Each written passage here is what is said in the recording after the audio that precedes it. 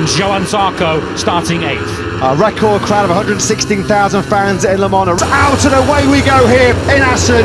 Marco Bezzecchi's got a good launch away from pole position, but so too has Pecco Bagnaia. Bagnaia's going to sweep to the inside line. Here comes Brad Binder. He's got 3 Ducatis in the first corner. He takes Marino from Binder, using that RC16 launch control to brilliant effect. He judged the lights himself fantastically.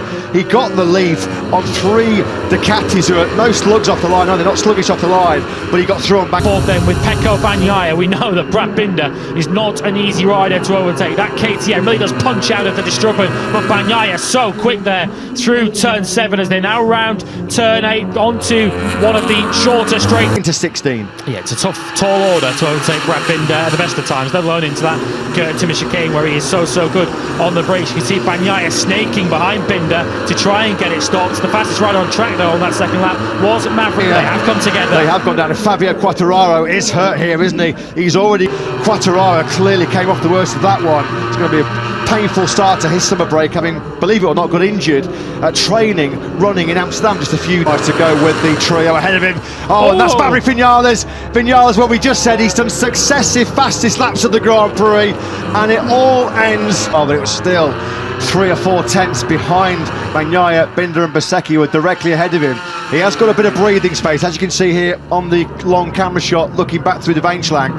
Aleix Espargaro, 1.2 seconds now, clear in the hunt. He's in the Bagnaia Bezzecchi sandwich right now. And Aleix Espargaro 1.1 seconds behind. That mistake that we spotted on the previous lap cost him a good half second. He did a 1:34.5 on the previous lap, did Espargaro, which dropped him away. Today is having a real tough battle to run the hot pace at the front, and Nakagami's got through on him, coming through turn number 4. Made that look so easy. It looks like Marini just can't turn that Ducati. Yesterday his problems were on the front end.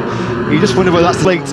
Lap 6, lap 5 though, he fired in a 1:33.229, which saw him close the gap by 4 tenths on Bagnaia, 3 tenths on Binder. Over the line they come again now. Bagnaia and Binder do immediately retaliate. 9. Both of them thankfully on their feet, but there's nothing that Zarco could do to react there.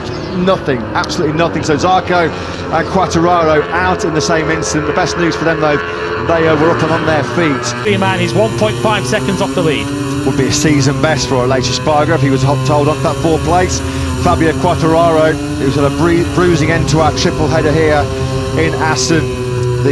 The running accent job, so still a long way to go here in Assen. And I guess one of the big question marks as well is just how much durability, how much endurance will Binder have after that soft rear tyre choice, having had to push hard in these early laps to lead. And 3.2 for him last time around. He was 3 tenths quicker than the pair ahead of him.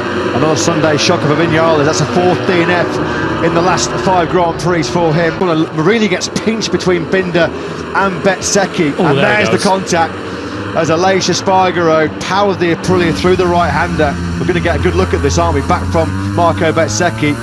That's why. Of Bezzecchi, but the pace is so hot at the front of this Grand Prix. They're all in the low 33s that Martin is just not making any inroads in the 4 riders ahead of him. Unless anyone runs into tyre problems up ahead or someone crashes out, Martin looks locked down there. As a frustrated spectator watching trackside here then in Assen as Binder's KTM starts squirming underneath him on the brakes into the first corner. We drop further back down the field. The pace starting to pick up here. Bagnaia team would have told him, he probably saw it as well, that Binder's got that soft rear tyre on. He's one of only 4 riders in the top 9 that has the soft rear. You just wonder now whether Bagnaia, knowing that Binder's got the soft on, thinking, okay, I'm just going to try and up the pace here now. Wide than Bagnaia did moments ago. He's exceeded track limits. A long lap penalty for Taka Nakagami, who's having a good afternoon, to be fair to him, in 7th place, but that long lap penalty will drop him back behind Luca Marini. It's a good job of Aleix Espargaro, who's fighting his damage. Martin, quickest of the race so far. Binder just gone a little bit hot there, hasn't he? And that has all the ground running in that hot on the entry, compromised all of his back with our leaders then.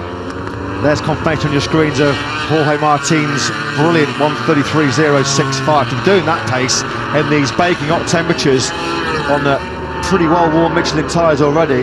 Field, so whether he's made a mistake or that Honda has packed up on him. Either way, Lecuona is out of the points and might soon be out of the Grand Prix. Here he comes into the pit lane, but Brad Binder did respond on that last lap. The first lap, the South African is front wheel. There's Aleix Espargaro continuing his superb ride to fourth place. If it is back-to-back fourth place, you feel that this was almost as good a ride as what he had here 12 months ago when he came from 15th. Jorge Martin just coming briefly into his shot there. Gusto and Raul 13th and 14th respectively, with the final runner on circuit, Jonas Folger, in 15th spot. On board with Marco Bezzecchi, had a bit of a head shake of his own there, coming through the fast sweepers in the final section. Just over a second to Bagnaia. What can he do in these final 9 laps or so to try and make it a dream double here in Holland?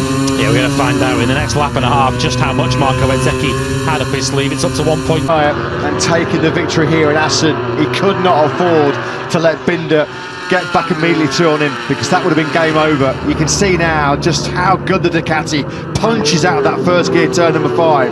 Binder, the Distruben hairpin by the looks of it. He was running inside the top 10, but he's now out of this Grand Prix. From the drone cam, you're going to see the Gresini Ducati come into picture, and a slow speed get off. There are no more slower crashes around this lap here for the Aprilia man. Look at this now, he closes down on Bezzecchi and Binder on the brakes to the Timber chicane. He started this lap, Aleix Espargaro 7/10 behind Binder. He comes over the line, just under 4/10 down. What on Aleix Espargaro, who is without a podium in 13 Grand Prix since Aragon last year. Can't believe we're saying that. Aleix Espargaro, the big surprise package, wasn't it? 1:33.190, the lead cut from 1.4 to 1.1 seconds. It's got a feeling of deja vu, hasn't it, this Assen Grand Prix? A flashback to last year when there were some rain spots falling.